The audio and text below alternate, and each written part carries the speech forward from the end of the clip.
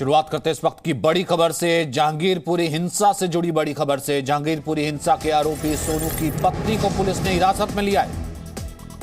पूछताछ के लिए पुलिस ने सोनू की पत्नी को हिरासत में लिया है। सोनू की पत्नी को हिरासत में लेते वक्त ही पुलिस पर पथराव हुआ था। सोनू वही आरोपी है जो वीडियो में गोली चलाता दिख रहा है। सोनू की मां भी कह रही है कि हाँ, यही मेरा बेटा है, लेकिन घर से खाली हाथ गया था, किसी ने पिस्टल मां पकड़ा दी। उसके बाद पुलिस की टीम जब आज पहुंची, उस पर पथराव हुआ और फिलहाल यह खबर है कि सोनू की पत्नी को हिरासत में लिया है पूछताछ के लिए। पूछताछ के लिए सोनू की पत्नी को हिरासत में लिया है। सोनू वही आरोपी है जो वीडियो में गोली चलाता दिख रहा है।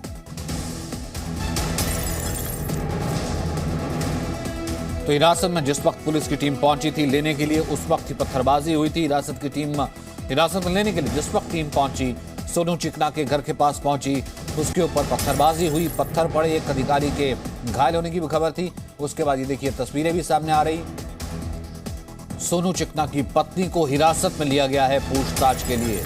मां का कहना है कि वो जैसे ही सोनू चिकना उस वक्त घर पर था, उसे जैसे ही खबर मिली कि बाहर जो है इस तरीके से दंगा हो गया है, वो गुस्से में आ गया, बाहर गया, उसने किसी से पिस्टल छीनी और उसने गोली चलाई है, ये उसकी मां कह रही है। फिलहाल ये देखिए सोनू चिकना की जो पत्नी है उसे हिरासत में लिया है पूछताछ के लिए, क्योंकि मां का ये कहना है कि उसके बाद भी सोनू चिकना घर आया था। वो शाम को घर आया था, रात भर घर बैठा रहा, फिर उसके बाद अचानक कहां चला गया कि अब तक वो वापस नहीं आया है। तो ये सोनू चिकना की पत्नी को हिरासत में लिया गया है।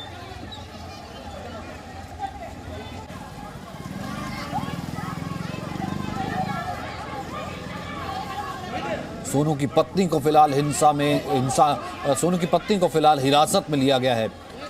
हिंसा में वो बाकायदा वीडियो सामने आया था जिसमें सोनू चिकना गोली चलाता हुआ नजर आ रहा था, पिस्टल लहराता हुआ नजर आ रहा था। ये देखिए, ये जो पीछे से शख्स नजर आता है यही है सोनू चिकना। इसकी मां भी ये कबूल कर रही है कि हाँ, यही शख्स जो है वो उसका बेटा है। सलीम चिकना, सोनू चिकना दो भाई हैं। सलीम चिकना को ऑलरेडी जो है पुलिस हिरासत में ले चुकी है, पुलिस गिरफ्तार कर चुकी है। वहीं सोनू चिकना फरार बताया जा रहा है।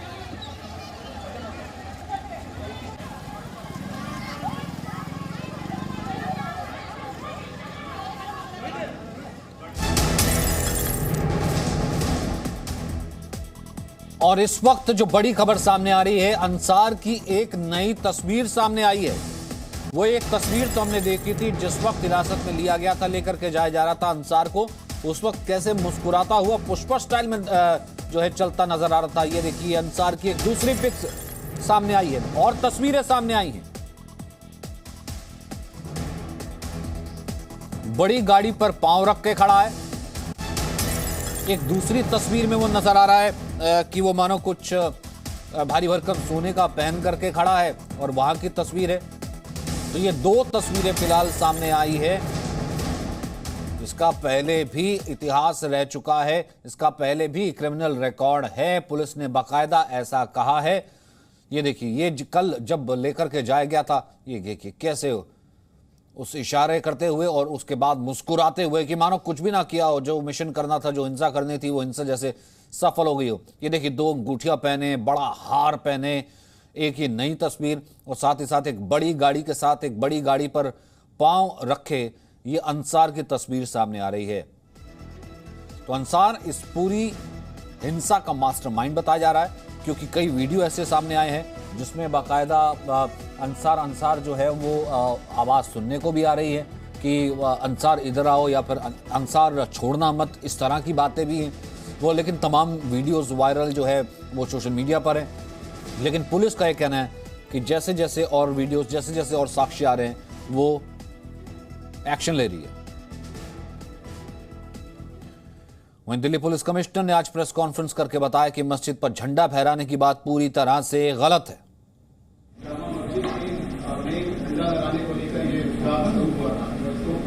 ये बात में तथ्य नहीं है, झंडे की बात नहीं है। झगड़ा छोटी सी बात पे ऑल्टरकेशन शुरू हुआ था, वो फिर उसने ये स्वरूप ले लिया। जो लोग ये कह रहे हैं कि झंडा लगाने की कोशिश की थी, तो ऐसी बात में तथ्य नहीं है। इस सिलसिले में अभी तक हम लोगों ने ऑफेंस रजिस्टर करके 23 एक्यूज को अरेस्ट किया है। इन 23 में से 8 एक्यूज ऐसे हैं जिनके प्रीवियस इन्वॉल्वमेंट है। सीसीटीवी फुटेज और दूसरा जो डिजिटल एविडेंस अवेलेबल है उसके एनालिसिस चल रही है।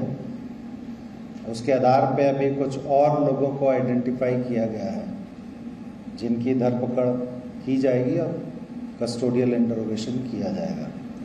तो बाकायदा वो लोग भी सामने आ रहे हैं जो कि न केवल उस वक्त उस दंगे में मौजूद थे, उस हिंसा से लोगों को बचाने की कोशिश कर रहे थे, बल्कि वो हिंसा से खुद भी बचने की उस वक्त कोशिश कर रहे थे। उन लोगों का आई विटनेस अकाउंट ये कह रहा है कि जिस वक्त हिंसा हुई थी गलियों के दरवाजे बंद कर दिए गए थे, सी ब्लॉक से पत्थरबाजी हो रही थी, ऊपर से बोतलें आ रही थी। उसके बाद जब ये हिंसा हुई, क्योंकि इस हिंसा में छोटे बच्चे भी शामिल थे और बाकी लोग भी शामिल थे, जब अफरा तफरी मची, पत्थरबाजी हुई, भीड़ इधर से उधर भागने लगी, तो गलियों के दरवाजे पहले से ही बंद थे।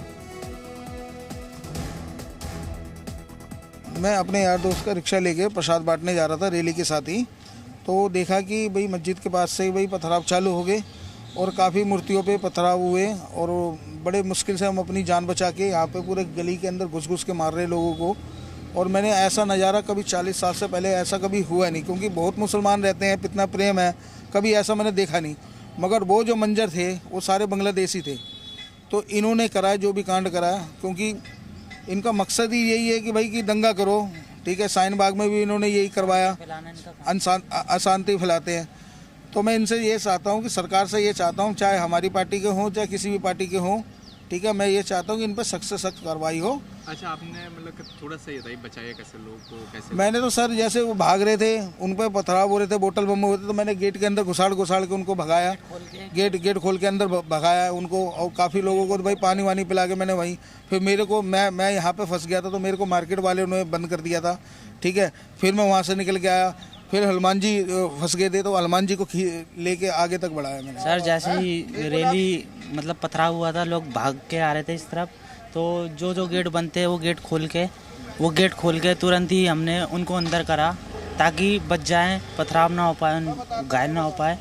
और हमने तुरंत ही फिर गेट बंद कर दिया, लेकिन गाड़ी पे भी काफ़ी सारे लोग थे। अच्छा गौरी जी, मतलब जैसे मतलब कहते हैं आपके मतलब पड़ोसी हैं, तो मतलब किस तरह से मतलब इन्होंने उस समय जब तक ज़रूरत थी तब इन्होंने काम करा सकते? इन्होंने ये जैसी प्रसाद बांट के आए तो इनको लगा कि एकदम से हमारे जितने भी कार्यकर्ता हैं सारे भाग के आ रहे हैं, तो जिसको बचाना था हमने मतलब बचाना तो सबको ही था, लेकिन जो अंदर आते गया हम उनको बचाते रहे।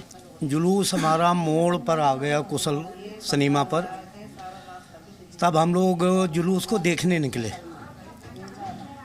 अचानक सामने सी ब्लॉक की तरफ से 30-40 आदमी का समूह आया, तो इधर से भी ईंट पत्थर वो मार रहे थे। यहाँ कोई ईंट पत्थर नहीं था, जो झंडा था वही डंडा था। तो जो पत्थर वो मारते थे इधर वाले उनको मारते थे, वही पत्थर उठा के। उसके बाद में सामने से काफ़ी भीड़ आई, हथियार समेत, नंगी तलवारें चमक रही थी। उनको देख करके फिर भगे गली में, क्योंकि हम तो देखने गए थे जुलूस को। गली में आने के बाद में गेट बंद करने की कोशिश किया तो एक आदमी ई ब्लॉक का है जिसके दाहिने हाथ पे तलवार मारा था, और बाइक उसकी फूंक दिया मेरे सामने। हमने उस आदमी को लाया पकड़ करके, गोविंदा नाम का लड़का है, उनके रिश्तेदार वो निकले, यहाँ दवा ववा लगवाई, उनको उनके घर में बिठाया, चाय पानी कराया। इधर डी ब्लॉक के 2 बच्चे और आए जिनके हाथों में ईंट लगी थी, उनको यहाँ ला के मंदिर पे बिठाया, चाय पानी कराया। और मैंने कहा बेटा जब तक शांति नहीं हो जाती तब तक आप जो है यहाँ से नहीं जाएंगे। एक गली में हमारे बक्के आ गए थे, तो घबराए हुए थे। हमने कहा भाई बैठ जाओ, कोई बात नहीं, उनको पानी वानी पिलाया। उसके बाद गली दोनों तरफ से बंद कर ही दी थी। हम सबसे पहले अपनी सेफ्टी ये करते हैं, हम लोगों के पास और कोई सेफ्टी का आधार है ही नहीं। हमारे मेन गेट है, दोनों लोहे के दोनों तरफ गेट लगा रखे हैं, और वो गेट सबसे पहले हम ताला लगाते हैं। और ये हमारे यहाँ तो समझो ये तो बहुत बड़ा बलवा था, छोटा मोटा भी होता तो ये बांग्लादेशी यहाँ से जो है तो जो गंजेड़ी समय किए जो है इस टाइप के सारे सबको नहीं गलत कह सकते हम ना, ही सारे गलत होते।